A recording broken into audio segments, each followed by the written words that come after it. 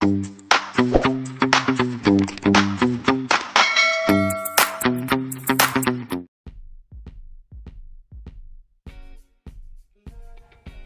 guys! Welcome back to our channel.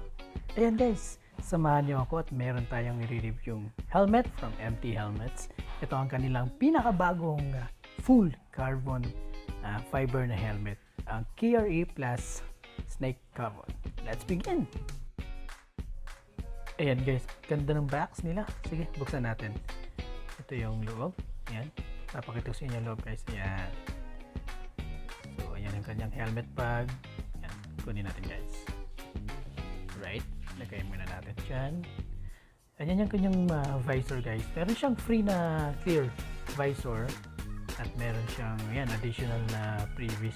Check natin to guys mamaya kung ano ba to. Alright guys, yan, tingnan natin ito kanyang free na visor. Right, yan. Lagay muna natin ito kanyang cover. Ayan. So, clear lens or clear visor yung kanyang free guys. Ayan. So, meron pa siyang scratch na protector. Ayan. Made of polycarbonate itong kanyang visor guys. Ayan. So, ganyan siya kakapal. Ayan. Yung kanyang visor. Ayan. Grabe.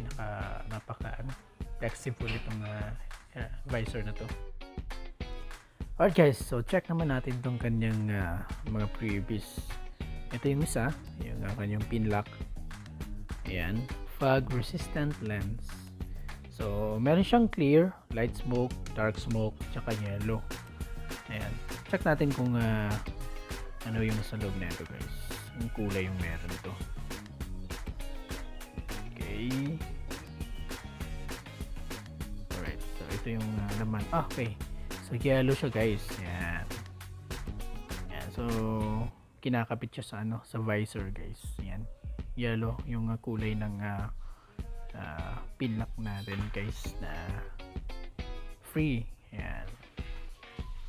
So, yan. So, ganyan siya. Malambot lang siya guys. Talagang napaka flexible. Para siyang para siyang rubberized. Yan. Alright guys, so check naman natin itong isa. Ayan, tear off. Ayan yung pangalan. So, ayun. So, ano pala siya? Clear vision pack. Meron siyang namang 5 pieces sa loob. Okay, ayun. So, yun yung laman niya guys. Ayan, tingnan natin. Right, so meron siya. Ayan. So, parang pin lock din yung kanina pinakita ko sa inyo kanina guys yung pin lock para din ayan nilalagay pala siya sa visor guys, pero sa labas siya nilalagay sa outer, yung pin lock kasi sa loob yung nilalagay kanina. So ayan, ito mas malambot siya guys. Ito sobrang lambot, para lang siyang plastic folder. Alright, okay, check naman natin tong kanyang helmet bag. Actually guys, napakaganda ng quality ng kanyang helmet bag guys. Ayan. So, black yung sa both sides. Sa yung sa gitna ay ash gray. Ayan. Hindi siya white guys, ash gray yung color niyan. Maganda. Maganda yung maganda yung tela. Right? So, tignan natin yung helmet sa loob. Ayan. Tagalin natin itong kanyang helmet bag. Ayun. Ayan. Medyo mabigat siya guys mabigat yung helmet. Ayan, so ikot-ikutin muna natin. Okay. Okay, this time guys, ito na yung mismong helmet. Ayan. Ito yung front view. Okay, side view. Ayan. Then, ito naman yung sa kanyang back view. Then, the other side. Ayan. Then, sa may uluhan. Okay, ayan. KRE Plus. Ito namin sa loob guys. Alright, so ngayon tanggalin muna natin itong kanyang scratch protector. Ayan. Alright. Ayan, so yung nakakabit na visor sa kanya guys is smoke. Ayan. Pilapit natin. Alright, so yan yung kanyang open natin itong kanyang visor guys. So yan yung loob. Ang lining sa loob guys is color green. And medyo matingkad siya na pagkaka-green guys. Right.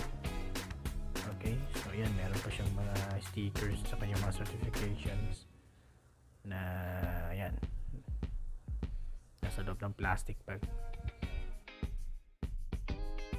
Or guys, tingnan natin ng malapitan tong helmet. Ayan, so ayan yung kanyang carbon. As you can see guys, para siyang yung balat ng ahas. Ayan, snake type yung kanyang carbon. Ayan, ganda, napakaganda guys. Ayan, ito naman yung kanyang air vent sa harapan, sa bandang sa mouth. Ayan. Ayan, ayan yung kanyang air vents. Then buksan natin tong kanyang visor. Ayan. Then may nakasulat or may nakapint sa gilid guys. Ayan. As you can see, FIM Racing Homologated Helmet. So, ibig sabihin yan guys, itong helmet na to guys, ito talagang ginagamit sa racetrack. So, racetrack ready na tong helmet na to guys. Expect na talagang mabigat tong helmet na to guys. Nasa 1,700 grams itong helmet na to. So, yan. So, napakatibay talaga tong helmet na to guys. Ito yung ginagamit talaga sa mga MotoGP, mga racing circuits. Naka-impact or crash ready na talaga tong helmet na to. Napakatibay ng pagkakagawa ng helmet na to guys, kasi nasa 7 ply yung kanyang carbon fiber. So talagang makapal yung kanyang carbon fiber. Kaya hindi siya yung typical na carbon fiber helmet na magaan. Talagang mabigat to siya guys. Ngayon naman guys, tignan natin yung kanyang gilid. Ayan. So yan yung kanyang spoiler. So meron siyang red na accent, yung nakasulat KRA. Yan. So yung klarong-klaro yung snake skin na carbon na fiber niya guys, no? Ayan. Ito naman yung sa air vent sa bandang itaas. Tapos sa gilid may ayan, parang naka-print na empty helmets. Ganon din naman sa kabilang side guys. Ayan. Ang ganda ng pagkakakombination ng kanyang gray at saka black guys, no? Ayan. So tapos may konting red accents. Ayan. Full carbon.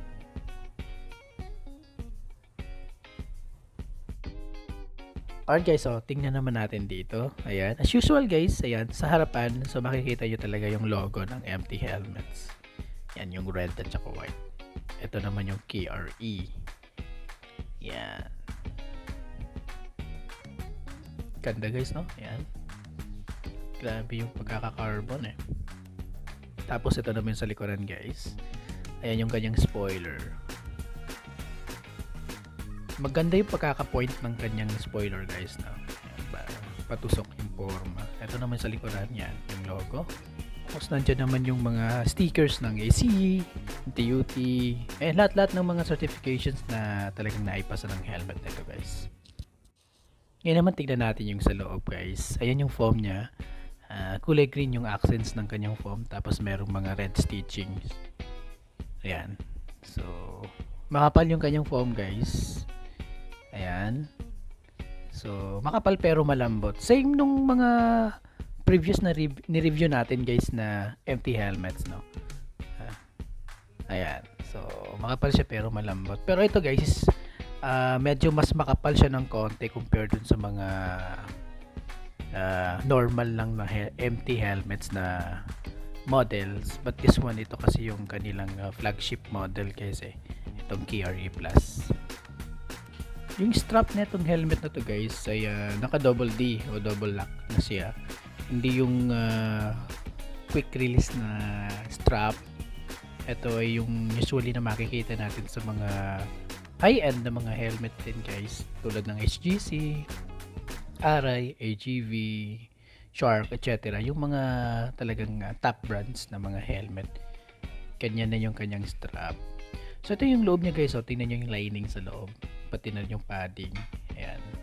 So napakatingkad ng kulay ng green guys, no? Tapos meron siyang red accents na mga red stitchings.